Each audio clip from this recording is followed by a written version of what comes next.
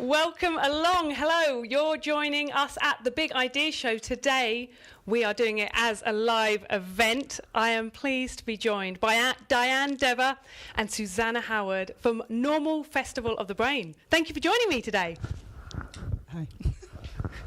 Hey! Right, okay, so our topic for today, we're going to be talking about creating the space for exploration and wonder, right? Inspired by Normal Festival of the Brain. So we're going to be back in a little bit after the quick titles, and then we'll get chatting.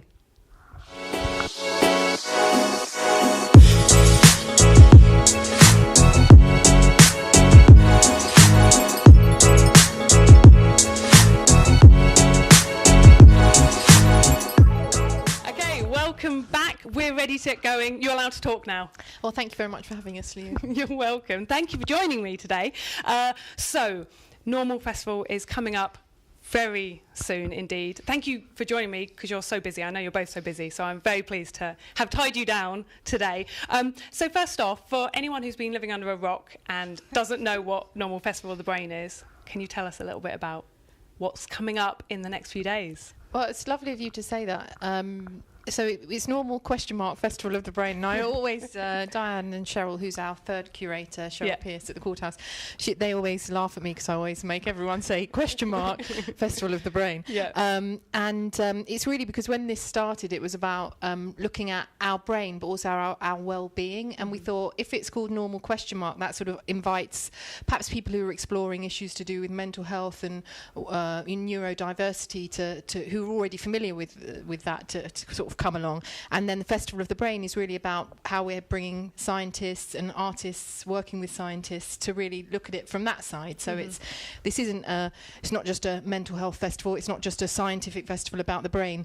We work with the community to curate a festival that the people of Folkestone want to come and explore and wonder at the brain together. Yeah, definitely. And you quite rightly picked me up on that because I kind of used the word, kind of described it as mental health rather than like you said. And I really love the fact that it's about exploring and being positive and more would you describe it as more creative and constructive rather than no, I think the reason why I did say that about us not being a mental health festival is because we are not. We're artists. We run arts organisations, the three of us as curators, and we don't claim to be mental health experts. Although the work we do might be in those areas, but what we do have is we mental health groups across Folkestone. We'll do creative work with, and also we have sort of areas where people can come and talk about their work in the area of mental health, and also leaflets and booklets, and so there is sort of some signposting that happens in the festival, but that isn't all that the festival's about. Yeah. Okay, so what are some of the things that you're really looking forward to coming up for the festival to give people a bit of a taste of what they can look forward to? Because like you said, this is so much more and so much more exciting than, you know, like you said, not just a mental health thing. Each year we've sort of tried to have some themes, and last year we had the theme of neuroplasticity, so we were asking the question the whole time, you know, can you sort of retrain your brain? Can you change things by changing your habits? And we looked into that. This year, because we curate with the community as well, it was much more we had sort of wider themes that came up, and I was filling time for you. Now you have the bit that you want to read. So this year we're looking, and you'll have to help me out here, we're looking at rest, death, love, help. I think it's outlaid there, but basically we're looking at sleep grief and rest. Loss as well, and perception. Yeah. I can read it for you. So rest, sleep, grief and loss, love and perception, and exploring ways to pay attention, delight in difference, and make ourselves more resilient. So just a couple of the things I'm really looking forward to. We've got Ugly Chief by Victoria Melody. So that's a theatre piece, and it launches the festival on Thursday evening. And she has, basically what she does is she puts on stage her relationship with her father. Okay. And without giving too much away, he's a challenging character. Yeah. And so that's laid bare, and I think it touches probably a lot of different areas for all of us. He's on stage with her, by the way. Okay. And they kind of cut it into two halves, like her version of it and then his version of it. And it's really, I think at the end you're left feeling quite emotional. And then there's a sort of little chink in the middle where he's an antique expert, and has been on the telly with antiques for many years. I think he was sacked from Dickinson's Real Deal, wasn't he? So anyone who's got any antiques or anything that they think might be of value, you can come along to the show and he'll give them a valuation. Really? Yeah. So that's one bonus. So we're hoping people from Sandgate Antique Shop might come along. Yeah. That's a good way to draw the audience, isn't it? And there's also Folkestone Swing Band are going to be part of that as well, and they're going to be doing a performance up in the clearing, which is sort of the bar in the courthouse afterwards. So. Yeah, awesome. And the launch at 6:45 is really we'd like to encourage everyone to come along. We're going to have some food and drinks, and we'll talk a little bit about the festival, and just really it's an opportunity for everyone who is interested to come along. So there are 56 events in this year's festival. It was supposed to be I'm not surprised you guys year. Are busy. This was supposed to be a light year, but of course things never turn out like that. No. One of the other things I'm really looking forward to is one of our sort of festival ambassadors, I guess, which is Byron Vincent coming back for the 4th year. Yeah, 4th year, and he is his piece this year is called Love Box, and he is. I'll let you explain this because you've been talking to him more about it. Well, he wanted to do something lighter than he's done in previous years. In previous years, he's really been, he's brought us a show about when he's been institutionalised, when he's been suicidal, and whilst he's funny and beautiful and open, he wanted to do something that was lighter. And so, because one of our themes is love, he is going to do working with 2 other writers and then 4 Folkestone-based writers. It's kind of like a love slam. So it's love versus cynicism.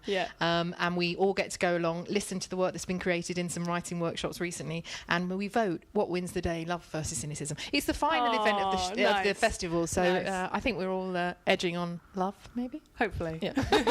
And then we've got Lisa Everest from Hello Hair. She's going to be cutting in the foyer again. And I read about that. It's always such good fun having Lisa around and transforming people. Yeah. And I love this mix of kind of bringing, everyday stuff and different ways of looking at it. So we're going to have a little break in a minute, but my final question I want to ask on this is kind of what are some of the you guys are doing a wonderful combination of creativity and arts, like you said, artists, scientists. What are some of the challenges in kind of maybe getting this adopted to the wider audience, maybe, different sectors, even like you said, maybe more that kind of healthcare, mental health side. Yeah, I think it is a tricky mix because we have some really high quality work. I'm really pleased that I'm part of a project at the Wellcome Trust called Wellcome as it's called now, called Created Out of Mind, which is 2-year hub of artists, scientists, researchers and people living with dementia to explore and challenge perceptions of dementias. And we've got some really groundbreaking, overused term I know, but work from that as part of the festival.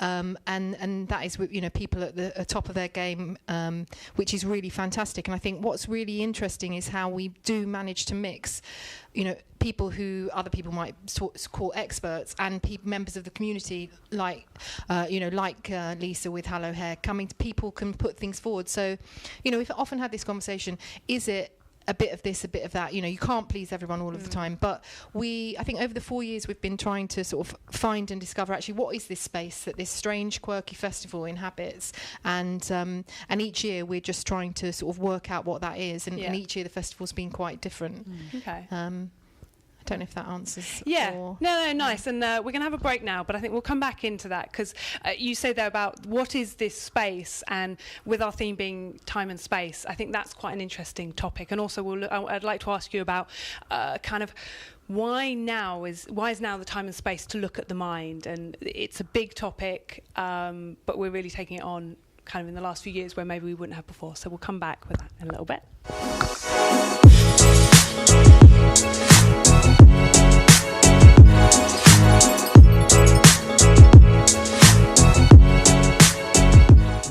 Welcome back. We are talking to Susanna and Diane about Normal ?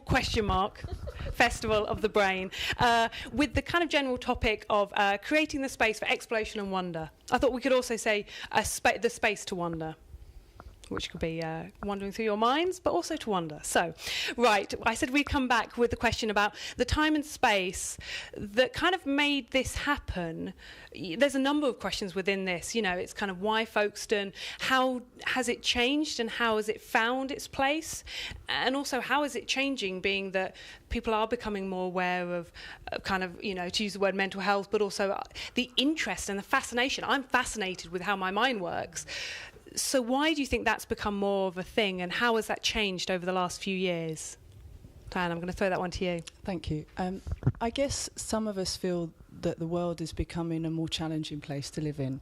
And if you think about the sort of direction that sort of public health is going, and the sort of support systems in a way being fragmented more. So, you know, how does the arts and the cultural-led regeneration that's taking place in Folkestone make, you know, artists can't solve problems, but they can point at things and they can create a space for discussion, or at least create a moment for us to wander and to wonder at you know, who we are, what all of that means, and how we can kind of relate to each other.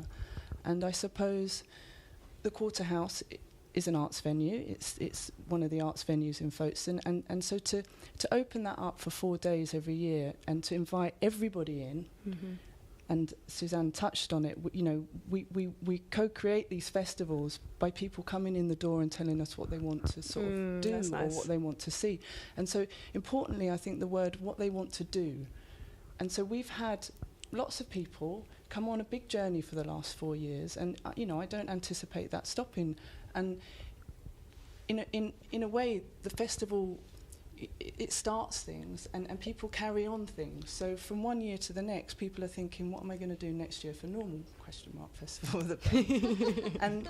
and there's something about the connection that people experience when they show themselves to the world, and it's a supportive environment. So the sort of positivity that comes through creative expression, I mean, it's difficult to measure, but we all feel it. And, you know, on a very simple level, more people say hello to each other in the street, right then through to personal development or creative expression. And, you know, I've witnessed that. We all have. And it just kind of pulls us all together more. And that is, I mean, it's a complete joy to sort of be involved in. Yeah, definitely. And you said something there about, you know, about people coming to you, what am I going to do next year, or what do I want to contribute? And that's kind of something I'd not really considered. Yeah, you kind of almost had to go, here's a blank canvas, what do you want to do? Which really opens people up, isn't it? Rather, has it always been like that, quite, like you say, involved, rather than you going, right, this is what we want to have? Or did it start, you had to be a bit more prescriptive, and then it became more open? No, I mean, we bring with us our likes and our dislikes and our awareness of maybe what might be sort of the next thing, or what people are talking about. So, you know, everyone is aware of that. And the community thinking meetings that we have is when people can come, and, you know, what we say is we don't want anyone to leave without having said what they would like to either see or bring or you know, whatever it is, or take part in. And so we have these process from the very beginning. We had those. In fact, the very first festival, I think we had 9 people over 3 different thinkings, you know, cut to now where we've had 80 people. I think it's actually more than that, 80 people over the thinkings, a bit more than that. I can't remember how many were at the last one, which is really wonderful. And we really hope, you know, people will say something and be really engaged in a conversation about it, and then we'll do our best to find the thing that they've. So, for example, one of those areas that we weren't going to do anything to do with trauma this year in the festival. But it kept coming up in the community thinkings, and so we are now having a conversation around patterns of trauma and familial trauma, and how you may experience something that actually is the trauma of a past relative, or so looking into that. Wow, I love that. Yeah, so it's always going to be absolutely topical because it's what people want, and you just, and all you have to do is that wonderful thing of just listening to what people want, what they ask for, which is lovely. Okay, I'm going to ask you some quick fire questions now, or some takeaway points, because I know we could talk about this forever, but I want to kind of maybe some messages to go out there into the world that people can take on board, and the action. I love talking about and this exploration, but then there comes a point where we have to go, right, what are we going to do about it? So my first question is, what if? What is your statement to the world that a kind of a declaration or possibility for the future, concluding our conversation, and what next is in your visions? Well, I would say, what if we don't judge each... actually, that's a really good... what happened there is really... What if we don't judge people for the way that they say something, but for what their the content of their words? No, that's not what I want to say. Well, it sounds... Keep it. No, but that's perfect. But that sounded lovely. No, I got that. And perfectly articulated as well, in that we go and we doubt ourselves. It's been a very long day. Diane, anything to add? I don't think so. No, not at this moment. Okay. You never know, maybe the next question. Okay, so my next question is, what one question would you like to ask to anyone or everyone out there in the world that specifically that you want to know or learn or you're interested in? What question? I was going to do a sort of self-helpy question, which was, what's the worst that can happen if you take a step in the direction that you want to go in? I think, it's an old cliche, isn't it? But actually, it's always, not doing something is always a lot worse than doing something, whatever that is. And that sounds really trite, but I think in terms of the festival, I'd say to people, what would happen if you go to an event that makes you feel a little bit nervous about or a little bit scared by. I don't mean in any dangerous way, but in, you might have a curiosity about something. What would happen if you actually just engage in that curiosity? And also we do create an open space for people, so you can go into something and leave. You can, no one's going to judge you for your behaviour, there. Okay, nice. I mean, unless you do something very serious. Yeah. Just disclaimer out there, no one go in and do anything crazy. Okay, and then my final question is, I just want to put you up on that because it will clang, because you use the word crazy there, which I think is really interesting, and actually being reclaimed, the word crazy and the words mad by people who are, have ongoing mental health issues. It's actually, I just thought I'd... Okay, nice. No, I like it. Good, thank you. Okay, my final question is, what's the call to action you'd like to put out there to people? What should they be doing?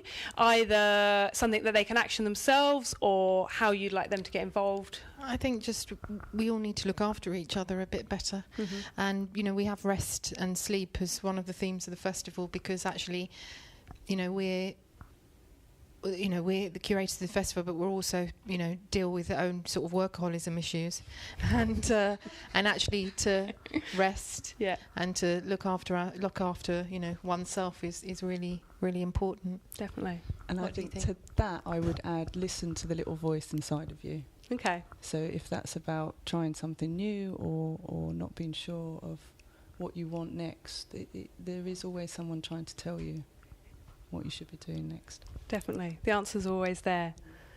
Diane, Susanna, thank you very much indeed. And one final thing, if people want to know info, what's the link for them to find out more? Here's the brochure. If you go to the Folkestone Fringe website, the Quarterhouse website, you can find all the details there. We're on Facebook. There's a normal page, or on any of our organisations, Living Words, Folkestone Fringe, Quarterhouse within the Creative Foundation. Brilliant. Thank you very much. Cheers. Thank you.